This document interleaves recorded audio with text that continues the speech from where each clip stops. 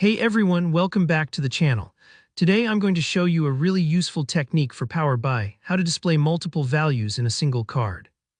By the end of this tutorial, you'll know exactly how to quickly summarize key data points, like total sales, profit, and customer count, all together in one neat card on your Power BI dashboard. It's a great way to make your reports more informative and much easier to read at a glance. Let's get started by opening up Power BI.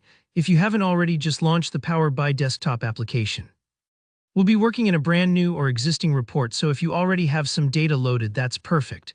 If not, don't worry, I'll cover a quick way to get some sample data too. Now look over to the right-hand side of your screen where the Visualizations panel lives. There's a variety of chart and card options, but for this tutorial, we're going to use the multi-row card visualization. Go ahead and click on the icon that looks like a tiny stacked card. The reason we're choosing this one is that, unlike the regular card which only shows a single value, the multi-row card can display several measures at the same time, making it a super convenient way to give your users a quick summary. Next, we need some data to work with. If you already have a table in your report, great, but if you're just experimenting or following along, you might want to create a quick sample dataset. One fast way is to ask ChatGPT, or simply Google up a sample Power BI table and paste it into Power BI using the Enter Data feature. The important thing is to have at least a few columns, like sales amount, profit, and customer ID, so that we can summarize them.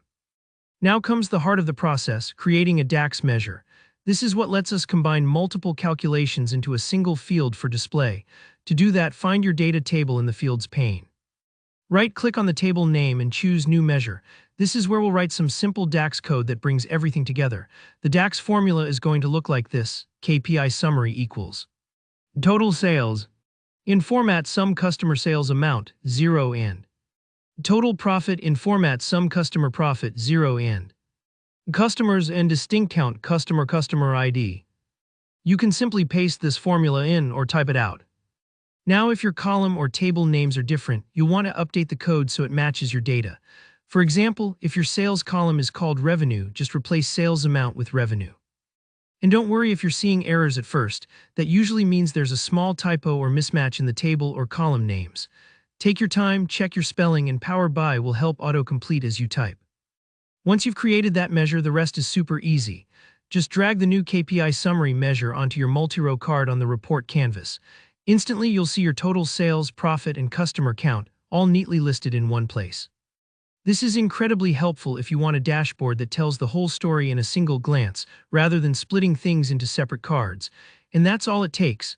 With just a custom DAX measure and the right visualization, you've made your Power BI dashboard way more insightful. If you found this tutorial useful, go ahead and give it a thumbs up, and don't be shy, drop your questions or experiences in the comments below. Make sure to subscribe if you want more Power BI tips and tricks, and I'll see you in the next video.